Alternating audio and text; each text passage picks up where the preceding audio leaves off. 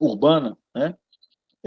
Já falamos que a questão da violência é um dos conceitos bem caros, né, na área de segurança pública. Vez por outra, a gente está debatendo, a gente está discutindo a violência, só que a violência é algo multifacetado. A violência é algo que é multicausal, não tem uma causa só. Então, existem várias violências, só que no dia de hoje a gente vai discutir a violência no contexto urbano.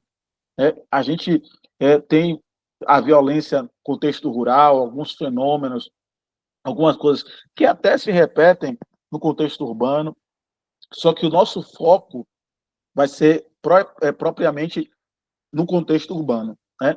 Mas quando a gente vai para o fenômeno urbano, nós percebemos que muitas da violência, a gente tem uma ideia de violência o quê?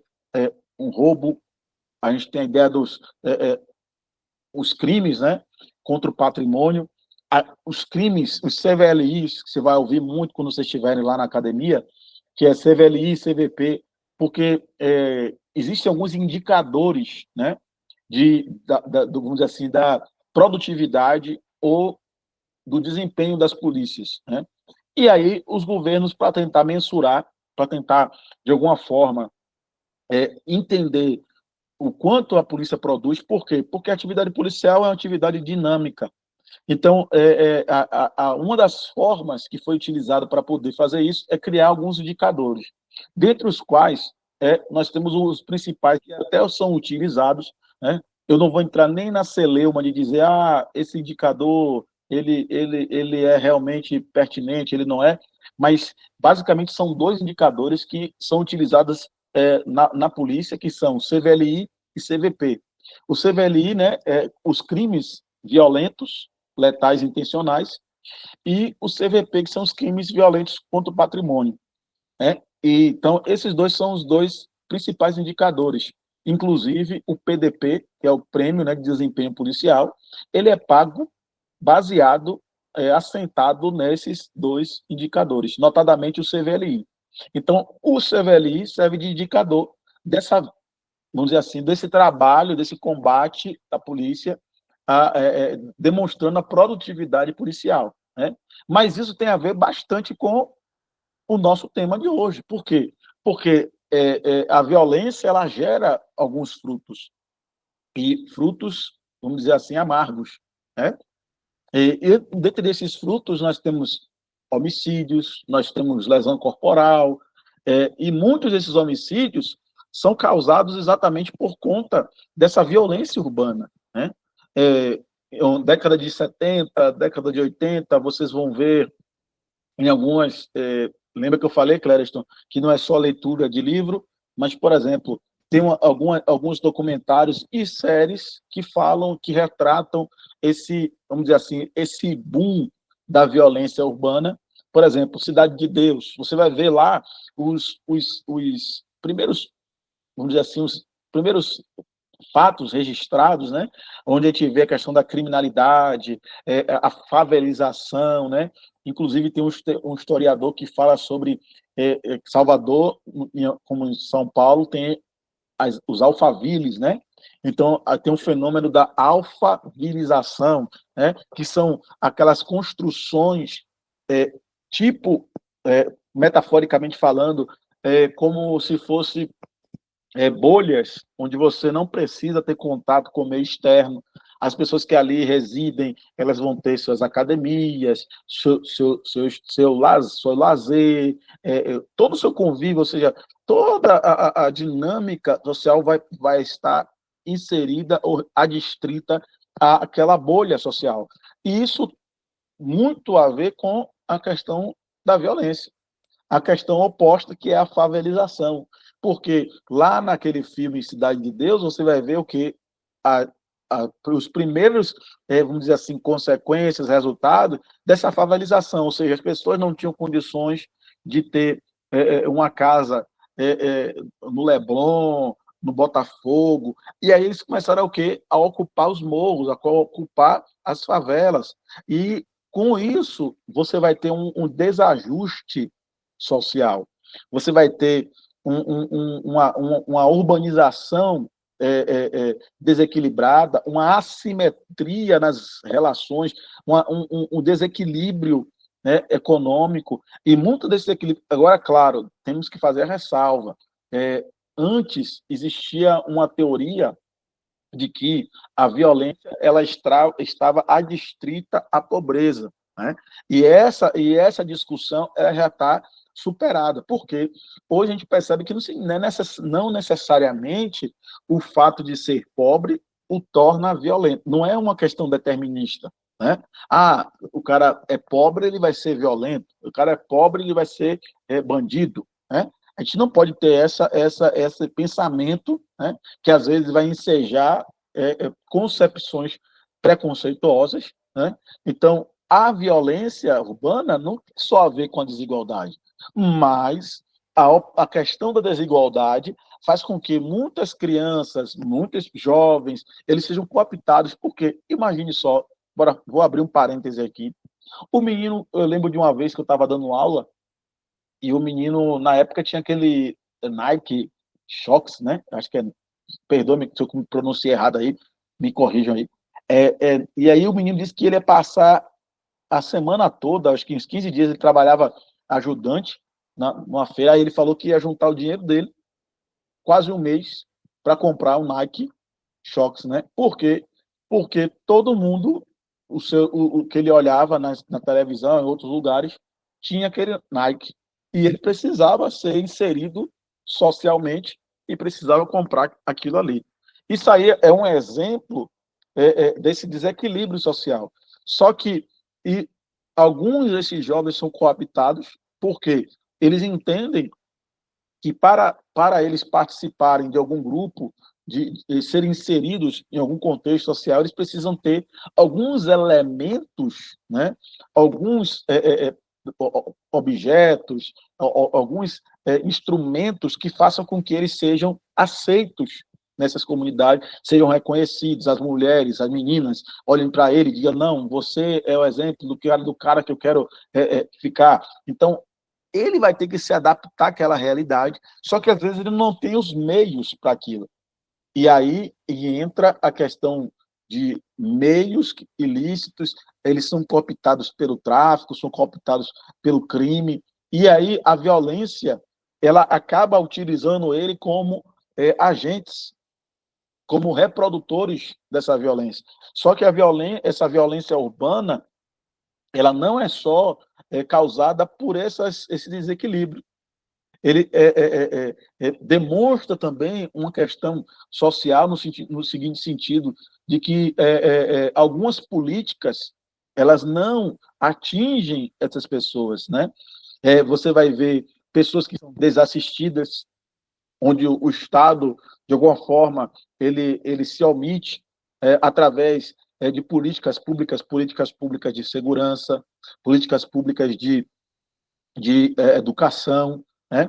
Então, por conta disso, né, a gente vai ver pessoas que não têm a devida assistência e a violência acaba atingindo essa pessoa de uma perspectiva diferente. Aí eu dava um exemplo numa outra aula, a forma como a violência impacta uma pessoa, claro, num meio urbano, numa metrópole, como Salvador, por exemplo, ou Feira, né? Feira tem alguns bairros lá nevrálgicos, né? Alguns bairros que dão dor de cabeça. Quem é de Feira aí? Tem alguém de Feira? Não tem ninguém de Feira, todo mundo de Salvador.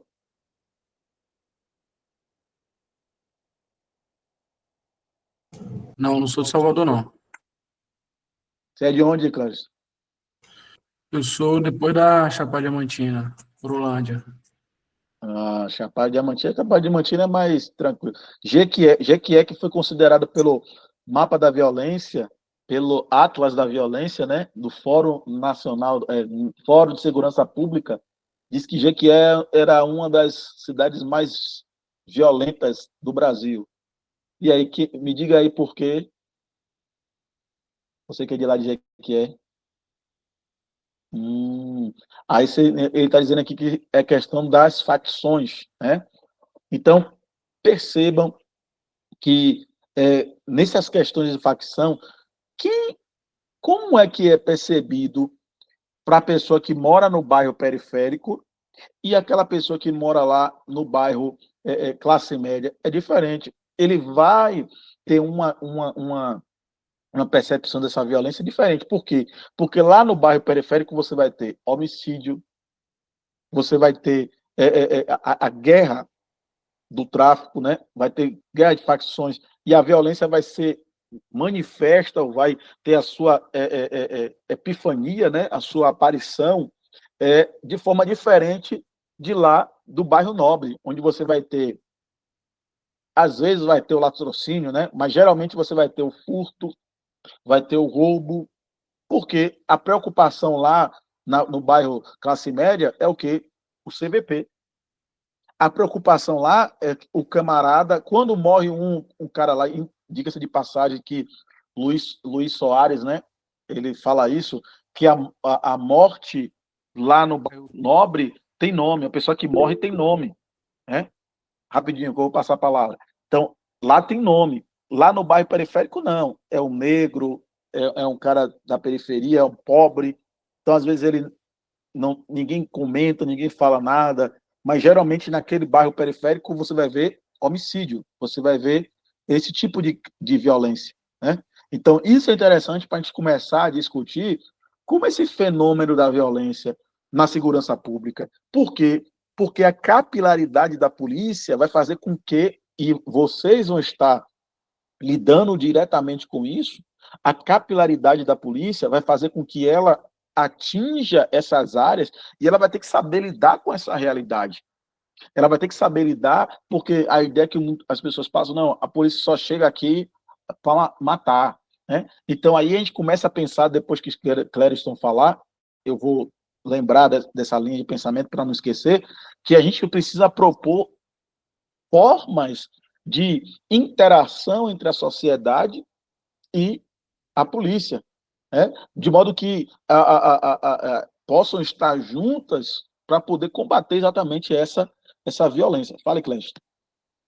Vou até anotar aqui. Não, mestre, era só para perguntar o senhor o significado do CVP, que o senhor falou aí, só consegui pegar o CVLI, né, que é crimes violentos intencionais, e a questão do CVP, só o significado do CVP, e o senhor falou em relação à bonificação que a própria polícia dá para essa questão. E a outra pergunta também, o senhor é oficial, né? Então, faz a questão de mancha criminal, tal, essas coisas todas, até para poder botar as guarnições em pontos que são muito mais perigosos, né? E assim, a questão da medição de violência, os indicadores de violência, eles não são medidos através de crimes contra o patrimônio e crimes contra a pessoa, porque, assim, em relação à facção criminosa, nós temos um exemplo em relação à violência urbana, o Rio de Janeiro, né? Que você tem as facções criminosas no poderio bélico muito maior do que a própria polícia, porém ela não figura, o Rio de Janeiro não figura nessas listas de 10 primeiras cidades mais violentas, por exemplo. Então, o colega falou aí da questão das facções criminosas. Como o senhor já é de dentro da polícia e utiliza desse artifício para poder, não sei se o senhor é comandante de alguma patrulha, alguma coisa mais, para poder colocar essas viaturas em tal lugar, como é medida essa questão dessa violência? Até que a gente utiliza também de argumento para poder colocar na relação, né? Que é crimes contra o patrimônio, enfim, crimes contra a pessoa, crimes contra a vida, aquela questão toda. Não sei se eu consigo entender a minha pergunta, que não está somente relacionada à facção criminosa, né? Eu vou fazer o seguinte: tem um provérbio que diz assim, vocês que são, vocês têm, perdoe o trocadilho, para vocês não ter uma ideia, quando você vai comer o elefante, né, você come em partes, né? Então vou fazer, ou seja, eu vou responder a você em partes. Primeira coisa que você falou é com relação à terminologia. Então, CVP é crimes violentos contra o patrimônio, beleza? CVLI são os crimes violentos intencionais, né? Que são os homicídios. Aí o que acontece? E o PDP é o prêmio de desempenho policial, né? Então, o PDP ele é baseado nesses indicadores, né? Quais indicadores? CVLI e CVP. No caso, mais propriamente dito, o CVLI, né? Porque, ou seja, ó, quantidade de pessoas que morreram em tal lugar, pronto. Se você diminuir o índice de CVLI, você vai ganhar o PDP. Ou seja, você vai ser bonificado nesse sentido.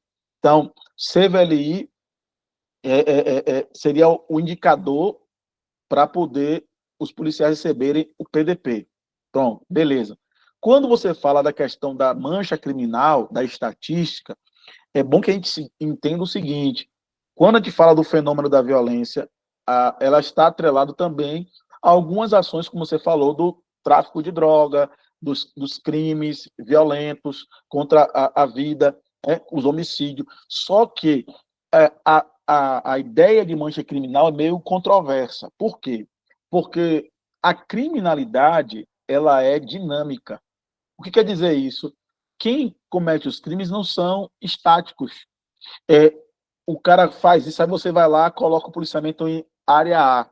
Pronto. O cara da área A, ele vai migrar para a área B. É o que acontece, às vezes, quando você tem o fenômeno que a gente chama de saturação. Ou seja, a gente coloca a tropa no terreno, coloca um determinado lugar que está dando problema, e aí você satura, você coloca um efetivo grande, você coloca operações naquela área. A tendência natural vai ser o quê? Aqueles criminosos fazerem o quê? Migrar para um outro lugar. Então, essa mancha criminal ela é dinâmica. Ela não pode, eu vou criar um método só para poder atingir tal área. Não. Vai sempre, estar sempre demandando e respondendo a sua pergunta. Outra pergunta que você fez hoje eu atuo como chefe, até então, como chefe do planejamento operacional. E, às vezes, a gente precisa fazer isso, né? A gente precisa, por exemplo, empregar os policiais, colocar o que a gente chama de PO, né? Policiamento ostensivo a pé, ou então colocar uma viatura. Inclusive, essa questão que você está falando de mancha é importante no sentido de que você tem que otimizar o policiamento. Por quê? Você não vai ter condição de estar em todos os lugares ao mesmo tempo. Você não é onisciente, né? Onipresente. Então, o que você faz? Você vai ter que fazer um estudo, perceber quais são as áreas problemáticas. Por exemplo, aqui, a gente tem algo que é comum, a maioria das polícias fazem, que seria o quê? O cartão prioridade, o cartão programa. Só que esse cartão prioridade, ele faz o seguinte, a gente pega, vê quais são os pontos principais da cidade, os pontos de movimento, e também os bairros que precisam de alguma assistência maior. Então, a gente faz um cartão de modo que, pelo menos, a viatura ela passe naquele lugar 3 vezes na semana. Então, a gente tem um controle, não é que vai em todas as ruas, mas pelo menos, no bairro tal, a viatura passou pelo menos 3 vezes na semana. Como? A gente faz um mapeamento de todos os bairros, e aí a gente coloca a viatura por setor, né, setoriza, e aí a viatura tem que ir naquele lugar, e aí ela vai ter que tirar foto, e tem uma coisa que a gente chama de relatório, né, é o ROP, né, que é o relatório operacional, e aí a pessoa vai escrever, tal, foi cumprido o PO tal, a ordem de policiamento tal, e aí você vai, e ele vai escrevendo, a gente vai controlando para ver, porque aí ninguém vai poder reclamar, não, a polícia nunca vem aqui, só vem aqui quando tem ocorrência. Não, através disso aí, que com base no que você falou, da mancha criminal, e aí a gente vai mapeando isso aí. Isso é interessante porque vocês já começam a ter uma noção, quando vocês chegarem lá, né, do planejamento estratégico, do planejamento tático, né, do que a gente está falando aqui, de como é que funciona, porque você não vai ter, vamos dizer, o ideal seria o quê? Ter 20, 15 viaturas, mas não tem. Então você vai ter que otimizar, né?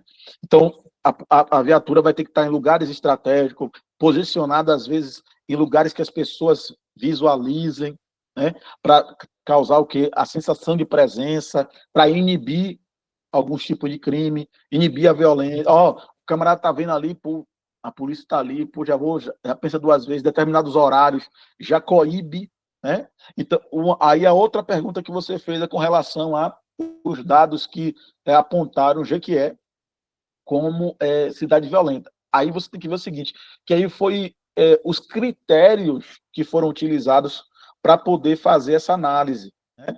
Um dos critérios, questão de AR, né? O que é AR? Auto de resistência. Eles incluíram o AR também nessa análise que eles fizeram.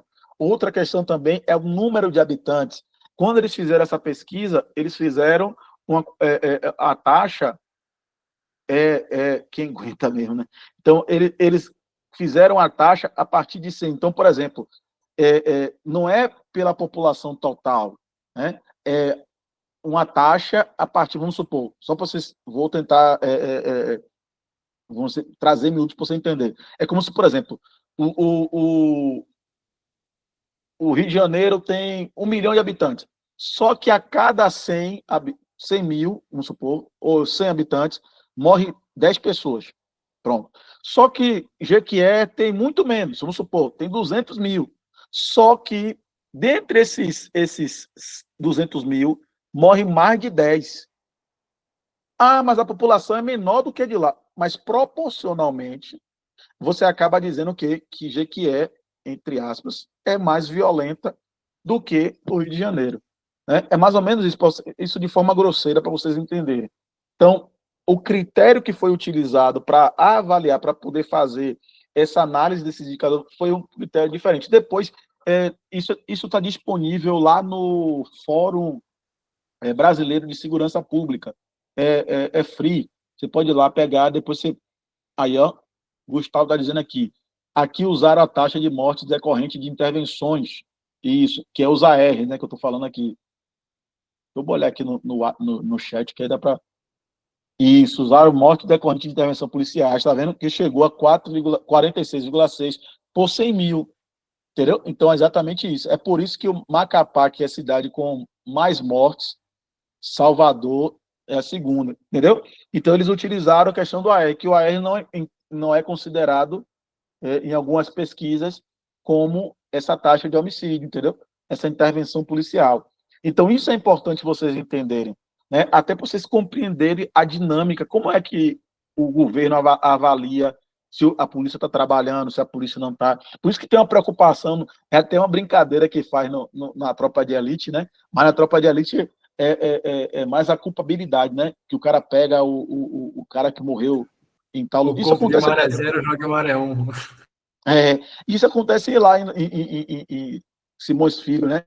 Que tinha muito isso, os lugares de desova. O cara pegava, morreu aqui, jogava para lá, e aí o número ia para o outro. Só que aí acaba isso incidindo na questão do PDP, né? Que acaba perdendo o PDP por conta disso. E outra coisa, no caso do PDP, são juntos, né? São áreas juntas, não é só uma região só, são várias. Né? Mas vamos continuar para a gente entender aqui. Então, quando a gente fala da questão da violência, a questão urbana não é só a questão de violência no sentido de crimes, né? Você tem a consequência e tem algumas raízes que, às vezes, essas raízes são raízes históricas, são raízes lá do passado, não é algo só do momento, porque junto com a urbanização, você teve algumas consequências. Você vai ter as construções, que são construções, às vezes, não tem planejamento, né? Você vê a favelização. Então, na proposta de redação, a gente vai discutir um pouco sobre isso. Pedir a Alexandre que passe aí, por gentileza, para a gente ver a introdução.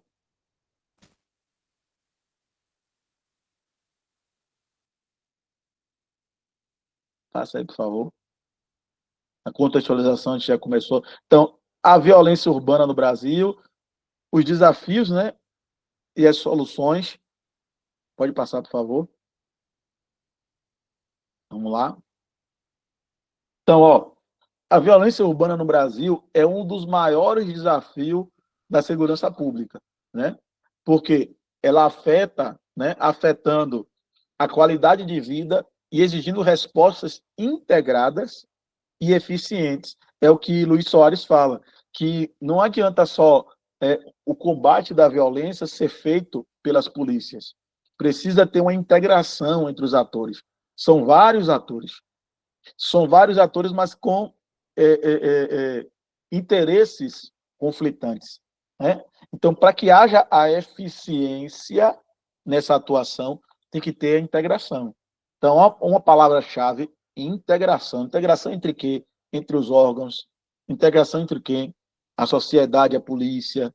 Integração entre quem? Os políticos e os órgãos de segurança pública. Então, são palavras que são interessantes você colocar no seu texto. Então, com o aumento da criminalidade, somado à desigualdade social e à falta de oportunidade, as populações urbanas se tornam cada vez mais vulneráveis e inseguras. Para enfrentar essa questão, é essencial analisar os principais desafios da violência e entender suas causas e apontar possíveis soluções. Então, perceba que no nosso texto, a gente vai trabalhar tanto o aspecto positivo quanto o aspecto negativo. Né? Aqui, nessa introdução, perceba que nós fizemos uma espécie de contextualização, mostrando que há um aumento dessa violência, há um aumento da criminalidade, e a população acaba sendo vitimada, né, por conta disso, por conta da vulnerabilidade, por conta da insegurança, e a razão disso, a gente tem que analisar os desafios, né? O que seriam desafios, os obstáculos, os óbices, o desafio de que, para que a gente combata essa violência, e entender que existem caminhos que estão sendo trilhados, ainda que não sejam absolutos, mas são soluções viáveis, são soluções possíveis. Então, você vai estar trabalhando nessa estratégia argumentativa, que é os pontos positivos e os pontos negativos. Beleza? Passa aí, por favor, Alexandre.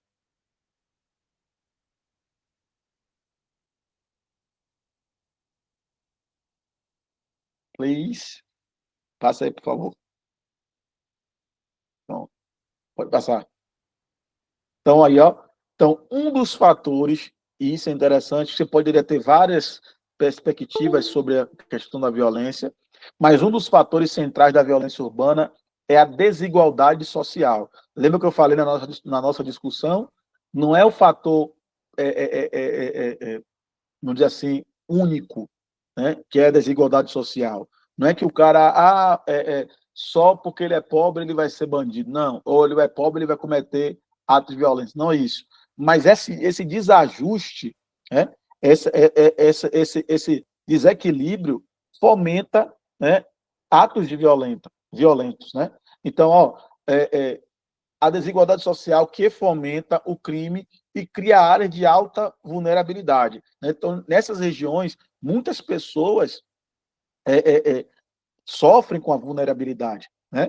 Então, nesses locais, a ausência do Estado, ou seja, o Estado não assiste essas pessoas, o Estado, às vezes, se torna omisso, deixa de agir onde ele deveria, deixa de atuar onde ele deveria, e as poucas oportunidades ampliam as taxas de criminalidade. Ou seja, como eu falei com vocês, muitos jovens são cooptados, né, pelo crime, levando os moradores a recorrer a atividades ilícitas, é o que a gente está falando. Então, aí eu uso aqui agora um argumento de autoridade, que é a palavra de um sociólogo. Já que eu estou falando sobre desigualdade, olhe lá no começo, no tópico frasal, eu estou falando que a desigualdade ela tem a sua parcela de influência nessa violência, né? Mas aí agora eu vou usar o quê? A palavra do sociólogo, né? Luiz Soares observa que não se combate a violência apenas com força policial. É preciso políticas públicas que ataquem a origem do problema. Ou seja, não pode ser só repressivo, não pode ser só atacar o sintoma. Tem que atingir a essência, né? O âmago do problema. Assim, uma abordagem multidimensional que combata a pobreza, o desemprego e a evasão escolar é essencial para oferecer perspectivas melhores, principalmente para os jovens, né? Então, ele está aqui nesse parágrafo nosso, a gente está trabalhando uma perspectiva de que o desequilíbrio social ele tem um impacto direto na violência urbana, e que para que esse desequilíbrio ele seja combatido, é necessário que vários atores atuem nesse cenário, nesse contexto, para poder solucionar o problema. Passa aí, por favor, Alexandre.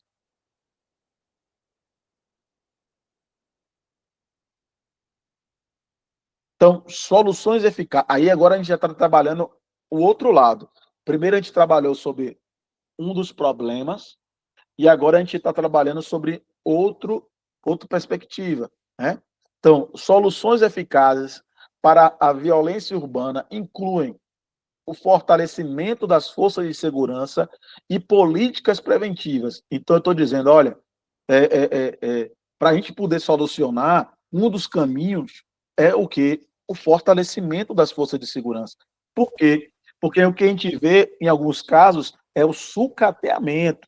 A gente vê que a polícia, às vezes, não tem recursos, não tem equipamentos. Quando eu falo polícia, eu falo de maneira geral, né? Então, não tem os equipamentos necessários. E isso faz com que o quê? Eles impeçam de que eles atuem e que eles, vamos dizer assim, desempenhem o papel deles de maneira eficiente, né? Então, o ex-ministro da Segurança Pública, Raul Jungmann, afirmou que a segurança pública deve ser tratada de forma integrada. Novamente, estou ratificando a ideia de que segurança pública não papel de uma pessoa só, não é de um agente só, de um ator só, de vários entes, né? Então, a segurança pública deve ser tratada de forma integrada, com todos os entes federativos e a sociedade trabalhando juntos. Isso é a fala de Jungmann.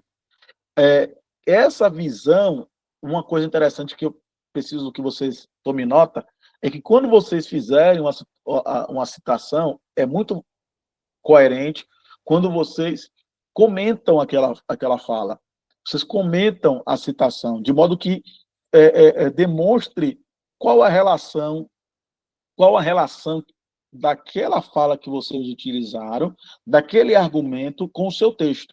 Então, essa visão destaca a importância de uma atuação colaborativa que envolva governo federal, estadual e municipal. Ou seja, eu estou dizendo, olha, e além disso, a sociedade civil, estou dizendo, ó, o problema de segurança pública não é de um grupo só, não é só do Estado, não é só do município, não, todo mundo.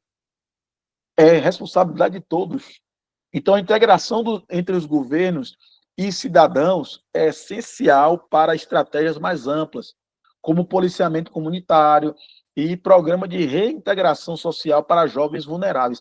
Aí, aqui, observe, eu estou mostrando o seguinte, pessoal, que para combater a violência urbana, é necessário que a sociedade ela perceba.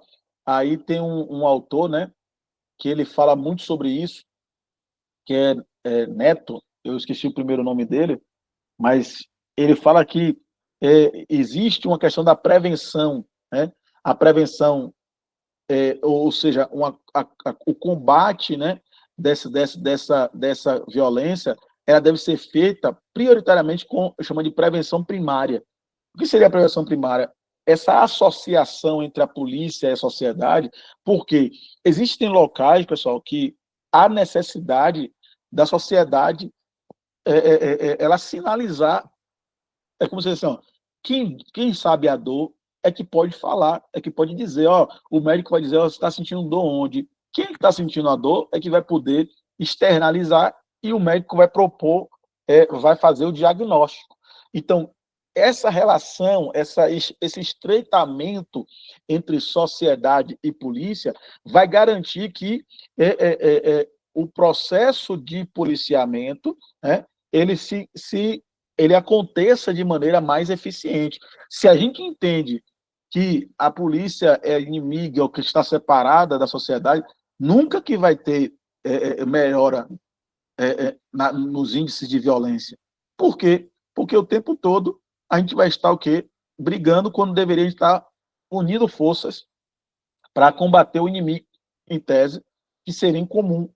Ou seja, a violência não é um problema só da polícia, é de todos. Olha que eu comecei logo na nossa discussão lá, falando das consequências da violência, que é para todas as áreas da sociedade, não é só para um grupo só, todos.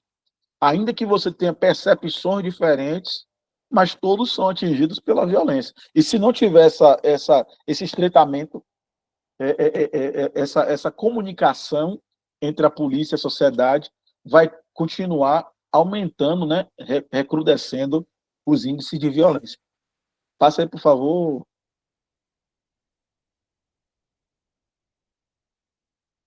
Pode passar. Então, ó, os desafios da violência urbana exigem soluções preventivas e estruturais, que vão além da repressão policial. Isso é interessante porque, às vezes, a gente tem a tendência de trazer respostas prontas, né? Respostas simples, só que são problemas complexos. Véio. Se são problemas complexos, né? A gente não vai ter uma solução imediata e não vai ser também a curto prazo. Né? Esse é o grande desafio da violência e da violência urbana.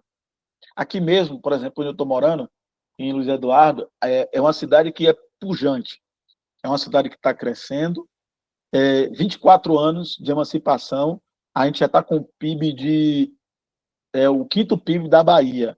Vamos, só para vocês entenderem, são 417 municípios, se não me falha a memória, 416 ou 417.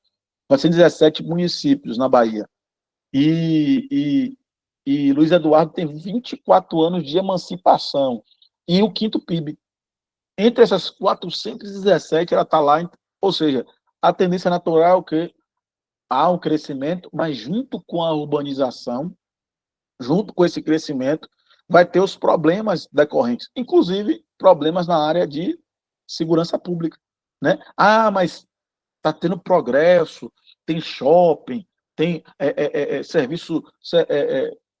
serviços, tem um aeroporto, está chegando o aeroporto. Quando você vai ver, tudo isso também vem com pacote, que é o desafio da violência. Né? E isso tem que ser trabalhado de maneira preventiva. Né? E aqui tem uma característica diferente que às vezes não tem em Salvador, que é a geografia. A geografia de Salvador é parecida com a do Rio. Né? E isso fez com que alguns grupos, algumas facções, elas conseguissem se imiscuir-se, né? Elas conseguissem se esconder em alguns espaços e começou a ampliar os seus tentáculos nesses locais, porque eles tinham uma estrutura que, se você não conhecer o terreno, se você não for morador, às vezes você não consegue. Por exemplo, eu morei muito tempo no Nordeste de Amaralina, quando você vai lá, tem lugares que você não vai no Areal, outros lugares que você não conhece. Pô. O cara, mas eu sou formado no pelotão tal, eu sou em tal curso, mas para você operar naquele lugar, você precisa de alguém que conheça aquele lugar. E isso faz com que o quê? A violência ali, ela ganhe dimensões que a gente não tem noção. Né? E aí, para você adentrar aquele espaço, não é só figura policial. Né? É a ideia, né, primária das bases comunitárias, das UPPs, as unidades de polícia pacificadora, né, UPP, e que era o quê? A polícia vai lá, entre aspas, estabiliza, tal, e aí os outros órgãos vêm e começa a reestruturar aquilo ali. Fala, Clécio. Mestre, o senhor falou da questão da UPP. Tem um major do Rio de Janeiro, o Major Leonardo Novo, não sei se o senhor conhece, mas ele fala sobre essa questão muito sobre essa questão da educação, né, que é a educação que vai mudar o mundo, e sobre essa questão da UPP, porque ele fez um curso, ele é formado no BOPE, ele fez um curso também de operações especiais na Colômbia. E na Colômbia, ele relata muito, que era basicamente essa questão de violência urbana muito grande. E lá, entrou o governo colombiano, eles fizeram algo que era para ser feito no Rio de Janeiro, porém o Estado deixou somente a polícia entrar e não entrou com trabalhos sociais. E aí a polícia entrou com força policial e não tem um lugar, um território onde a polícia não entre, mas faltou exatamente isso aí que você está falando. Questão social, para poder mudar, a educação. Porque, por exemplo, eu morei no Rio de Janeiro, morei durante 8 anos no Rio de Janeiro. E lá eu vivia o Rio de Janeiro, jornalismo Rio de Janeiro, por exemplo. Dia das Crianças, por exemplo, o tráfico roubava muitas cargas e carregava para dentro da comunidade. Então, a criança ela vai aprender que quem é o herói da comunidade? É o policial que vai entrar dando tiro ou o traficante que vai chegar com uma bicicleta elétrica para ela? Então, o Estado deixa muito a desejar nesse ponto e, consequentemente, tem essa questão da violência muito grande e depois cai tudo na mão de quem? Da polícia, né? E você falou um exemplo interessante, Clécio, que é a Colômbia, né? Medellín, inclusive, tem os cara, tem a polícia da Colômbia, a gente fez na academia mesmo, a gente fez um estudo que se chama de estudo comparado, polícias comparadas, vocês vão ter essa matéria, que é o quê? Comparar algumas polícias. Não sei se no currículo de vocês, quando vocês entrarem, vai ter isso aí, mas no nosso tinha. Então, a gente comparava várias polícias, né? O Carabineiro do Chile, os da Colômbia. E quando a gente analisou lá o da Colômbia, isso é interessante porque qual era a imagem que a gente tinha da Colômbia? Era que tinha tráfico, a gente só pensa isso aí. Mas houve uma evolução muito grande, porque o governo lá. E outra coisa, não foi só. Foi uma política de Estado e não política de governo. Como assim, Luiz? Qual é a diferença? Porque às vezes existem políticas de governo que assim, ó, o cara começa a governar 4 anos, aí ele pega, depois dos outros 4 anos o outro assume, e o que acontece?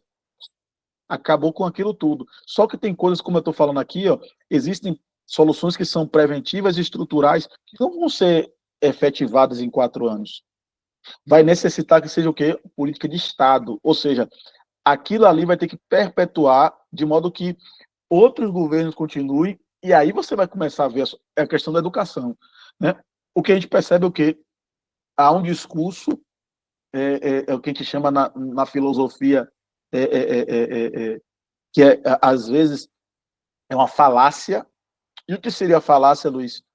A falácia seria o quê? Um discurso que parece verdade, que é uma proposição que parece verdadeira, mas quando analisada, ela é falseada. Ou seja, existem discursos como a educação. O discurso de educação é lindo, pô. A gente tem que investir na educação, a gente tem que... beleza.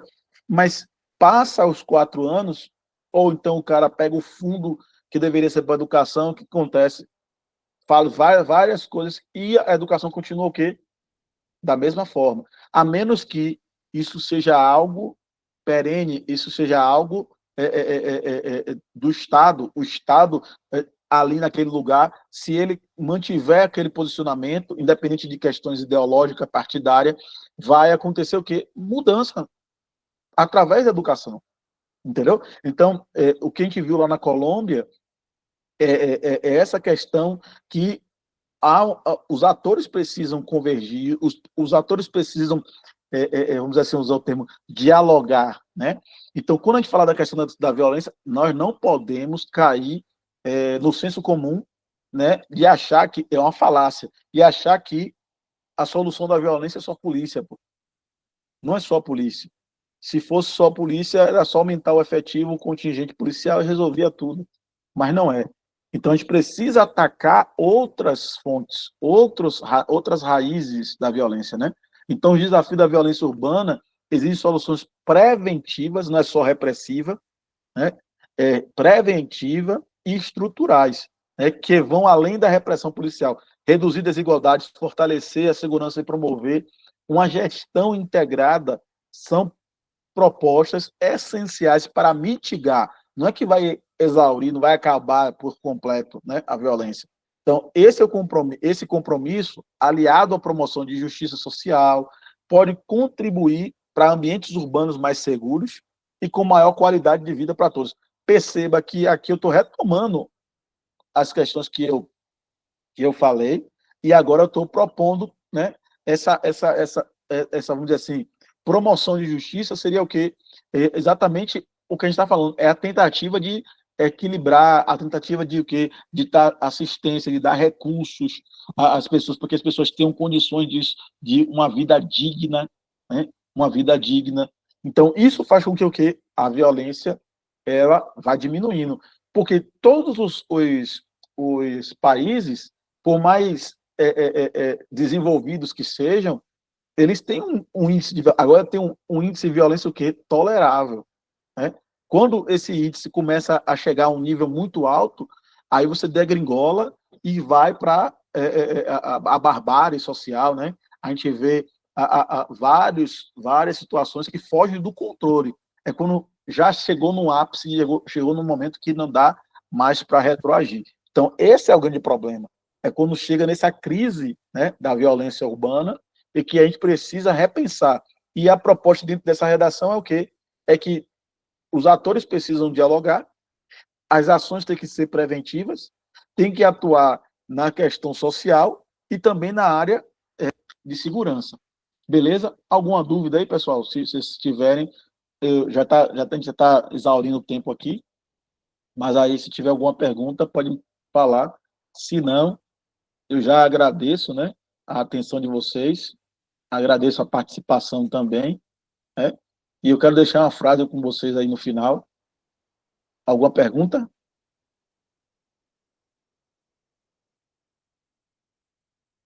No question? Any question? No question. Oh, great. Vamos lá. Então, ó, a gente finaliza com essa frase aqui, que é a água, né, um brocardo africano, ou um provérbio africano, um dizer africano, a água sempre encontra o seu caminho. E eu falava para uma outra turma, por que a água sempre encontra o seu caminho? Porque no caminho da água vai ter várias dificuldades, vai ter pedras, vai ter árvores, vai ter obstáculos, mas ela sempre alcança aquilo que ela propôs, né? Então, se vocês estão aí nessa correria, estão nessa busca aí, o que vocês propuseram no coração de vocês de alcançar essa aprovação, vai vir obstáculos, isso é natural, há de haver dificuldades, mas vocês precisam entender que como a água, ela encontra o seu caminho, vocês também hão de alcançar o caminho de vocês. Então, pensem nisso, né? Então, não desistam diante do primeiro desafio. E aí que está a grande diferença. Isso que eu estou falando da água, ela resume uma única palavra: persistência. Os que passam não são só os melhores, os mais, vamos dizer assim, intelectuais, os mais elevados intelectualmente, não. Quem passa é o que são como a água, que perseveram, que persistem, que desviam dos caminhos, que superam os obstáculos e vencem, né? Então pense sobre isso. Muito obrigado aí pela atenção de vocês e até a próxima, né? Valeu aí, pessoal. Valeu.